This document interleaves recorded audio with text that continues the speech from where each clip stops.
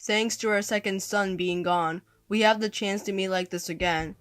The words I heard from my room were far from appropriate for a real parent, my husband.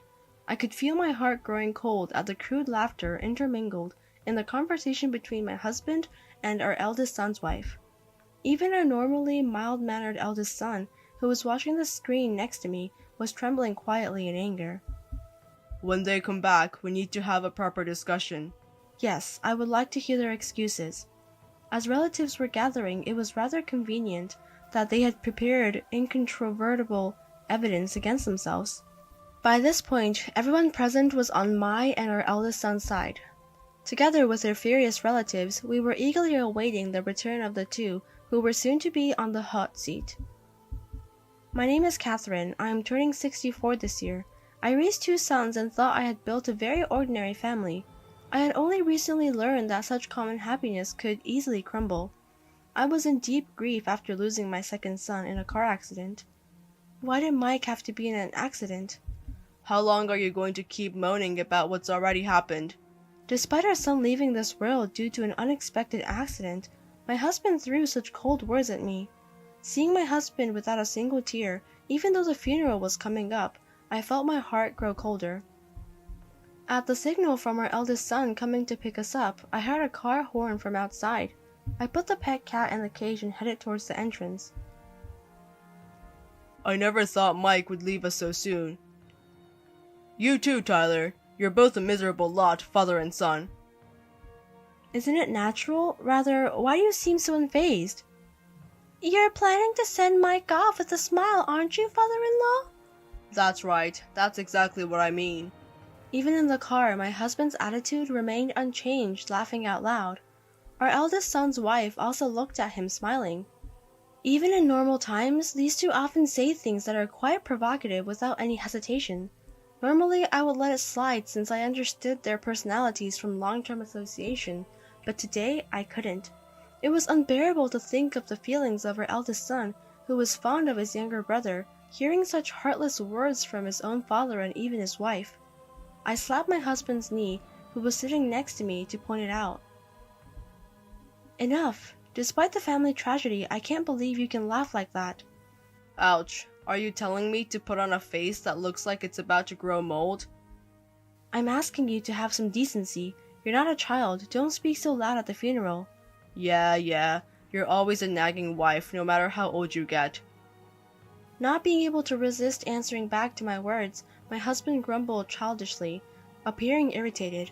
Feeling the tension in the car atmosphere, I sighed, looking out of the window, thinking it was pointless to talk any further. I understood, as my husband said, that it's not necessarily good to cry and mourn. That's why I believed what we could do was simply to send off our second son quietly, hoping for his peaceful rest. Despite my only wish being that, these two wouldn't even allow it, and were about to cause an unthinkable incident. I greeted my relatives whom I hadn't seen for a while at the venue, chatting about old times with those who had loved my second son and made the effort to come from afar. Tears naturally flowed again. This whole situation is really uncomfortable.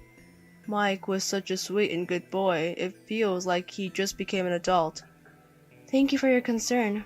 Every time our second son's name was mentioned, I bowed deeply and expressed my gratitude. Ignoring me, my husband seemed unrepentant even about his attitude in the car, and was chatting loudly about golf and other fun things with a relative he hadn't seen in a while. How about it? Would you like to go out and play together next time? Kyle, isn't today your son's funeral? I'm not saying we should go out today, right? That would be downright bad luck. How many times do I have to tell you to stop before you're satisfied? In my quiet but firm voice, I scolded my husband, who only seemed to think about himself. It felt like I was reprimanding an unruly child. Seemingly irritated at being admonished yet again, my husband suddenly showed his disgruntlement, dismissively gesturing with one hand. I questioned if he really understood what day it was today. With my husband's attitude evoking such doubt, I wondered when things had gotten to this point, a crease forming between my brows. Had he gone insane from the shock of our second son's departure from this world? Speaking of Jessica, has been doing the same thing. She compares me and Dad every time we talk at home. Is that so? My first son's words sent a shiver of unease through my heart. I wanted to believe that there was some reason behind my husband's behavior, perhaps stubbornness from growing older, but Tyler's disheartening words caused me to involuntarily glance at the two of them. Despite being quieter than before, they seemed cheerful, continuously grinning as they chatted. Seeing this, I shook my head. You're right, these do seem too close. Right? But Dad's 65. He wouldn't get any weird ideas about his son's wife. Yes, you're right. With their age gap, he wouldn't do something so disgraceful. As we shared a small, half-hearted laugh, we continued our conversation. Perhaps we were both silently hoping, reassuring each other that it was that case. Regardless of our anxieties, the pair continued to chat away happily. When I went to the restroom during the funeral, I saw my husband headed toward the exit. Following him, I found Jessica by his side, about to step outside. Hey, where are you two going? Huh? Oh, it's you. Jessica said she wasn't feeling well, so I thought I'd let her get some fresh air. I see. Are you okay, Jessica? Yes, I think I'll be okay if I just rest a bit. After watching the pair go outside, I returned to my seat and whispered to Tyler. He seemed unaware of her ill health and was visibly surprised when he learned they had gone outside. Oh, so that's why he borrowed the car keys.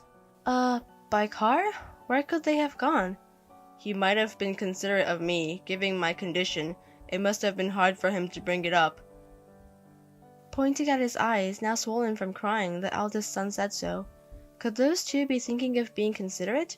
Even though I thought this was a bit far-fetched, I accepted it at the moment and didn't dwell on it further. However, as the two of them didn't return, even when it was time for the meal after the funeral, our faces started to cloud over with a bad premonition. What happened? No good. I tried calling them, but I couldn't reach either of them. Well, I hope nothing serious happened. The eldest son tried calling them, but it seems he couldn't reach either of them. I also sent them a text, but there was no reply. The eldest son's car hadn't returned either, and each time a relative asked about their whereabouts, we were at a loss for words. Was she feeling that bad? Maybe they went to the hospital. If that's the case, I think they should have at least contacted us. They're not pets. They'll come home eventually. Pet? Oh, I wonder how our cat is doing. While chatting with the relatives, I suddenly remembered our pet cat left at home alone. Taking out my smartphone, I activated the pet camera to check on it, and for some reason, the cat was out of its cage and someone's voice could be heard. Huh? Hearing the unexpected voice, I initially thought a burglar had broken in and my blood ran cold. However, the voice that casually picked up our pet cat, when listened to carefully, was one we were very familiar with. Jessica, and isn't that Dad's voice too? What does that mean? Are they back at our house? I exchanged glances with my eldest son and then stared at the screen in confusion. When I increased the volume coming from the smartphone, an unthinkable conversation could be heard.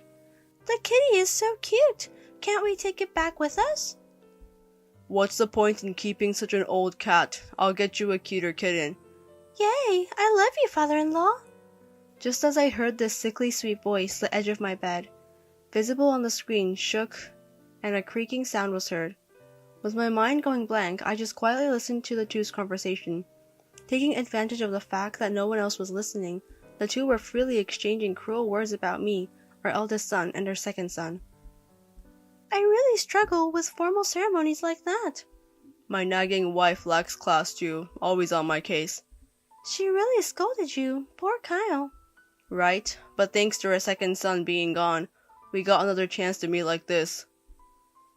Following those inconsiderate words from a supposed parent, the crass laughter echoed. I felt a cold sensation in my chest. Next to me, our usually mild-mannered eldest son seemed to be quietly shaking with rage. That's awful. Is that something a father should say? Maybe it's better not to think of him as a father anymore. Surpassing both anger and disbelief, my mind was eerily quiet. When I looked up, the relatives gathered at the dining table were chatting at their leisure.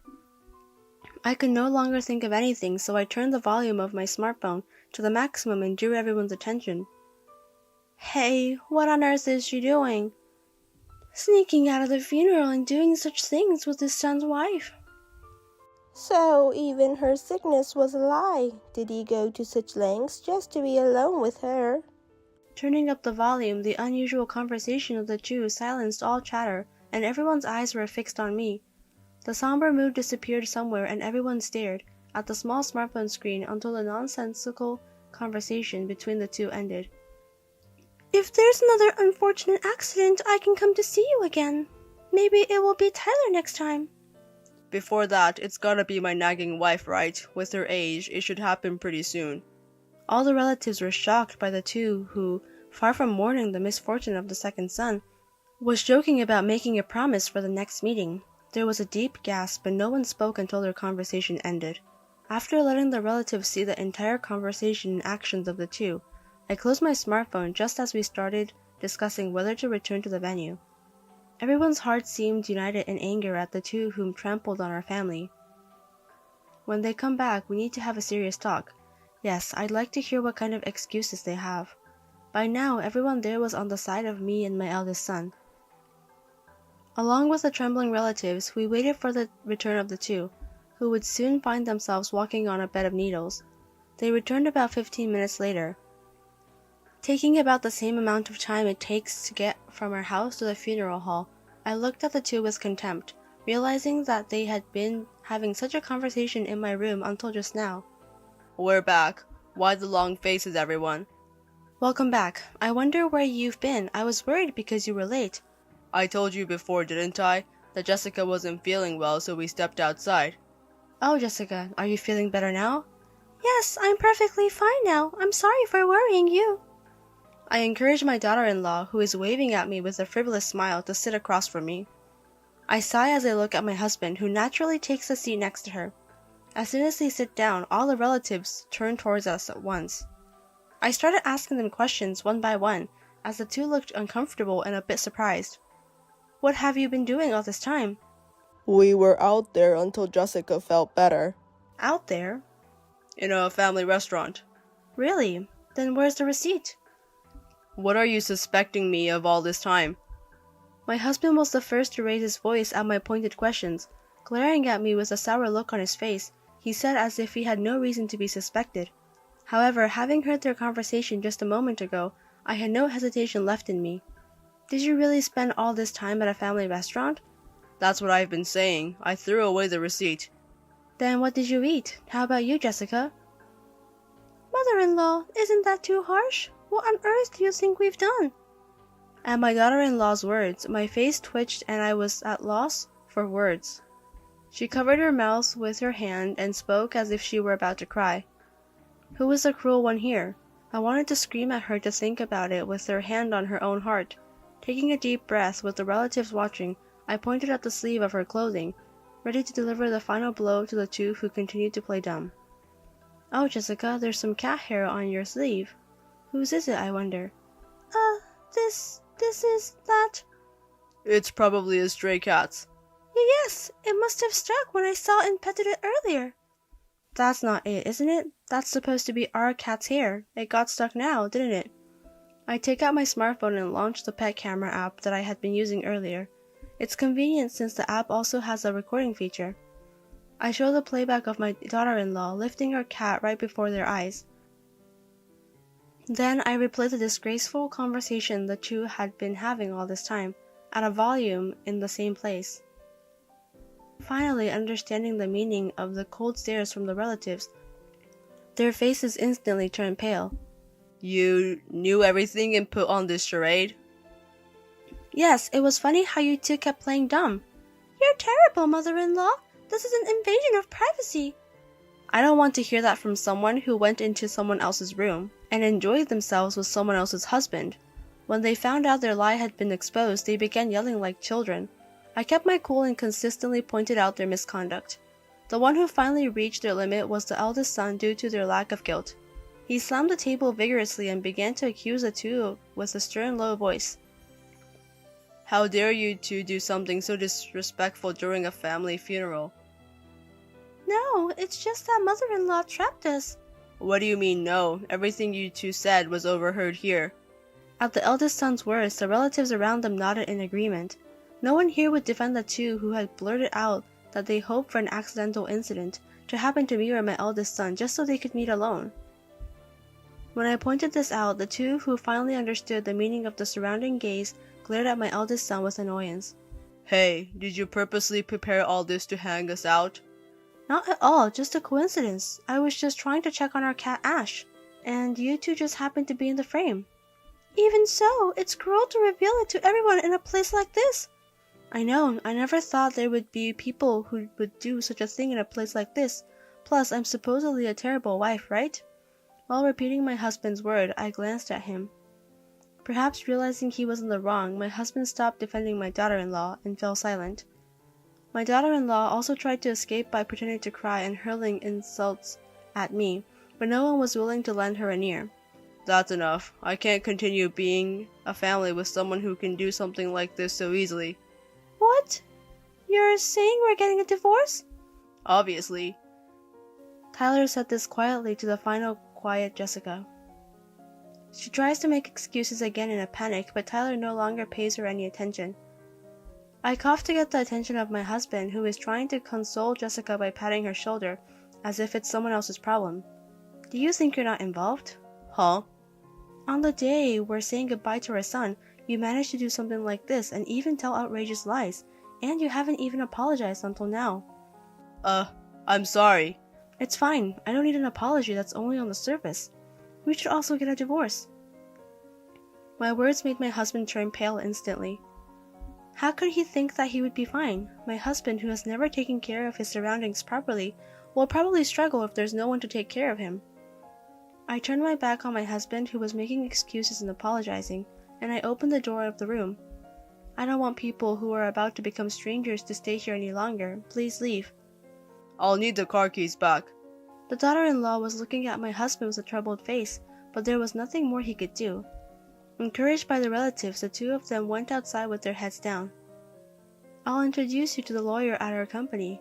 My son is a police officer. Call him any time if anything happens.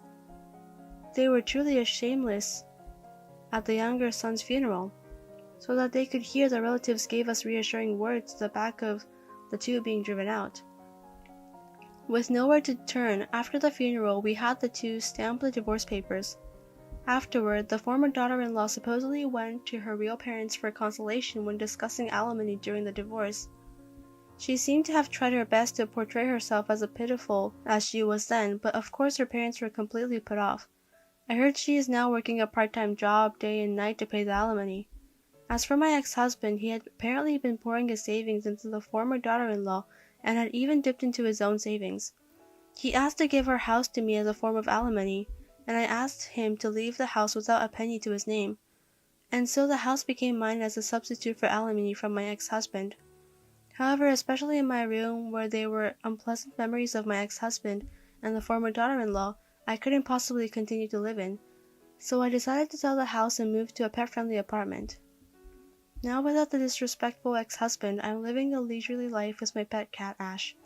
It seems that I was more stressed out by my ex-husband than I thought, and living alone, doing whatever I want with my cat, is much more comfortable than before. After the divorce, my son occasionally comes to visit. My son also seems to be able to live a calm life after the divorce, and he told me that he's doing better than before. Recently, there's also good news. He told me that he's about to get a promotion at work. We decided to go out to eat to celebrate, but we happened to run into my ex-husband. He was completely different from before, looking like a quiet old man with the hunched shoulders. He was so different from the time he used to give us a hard time.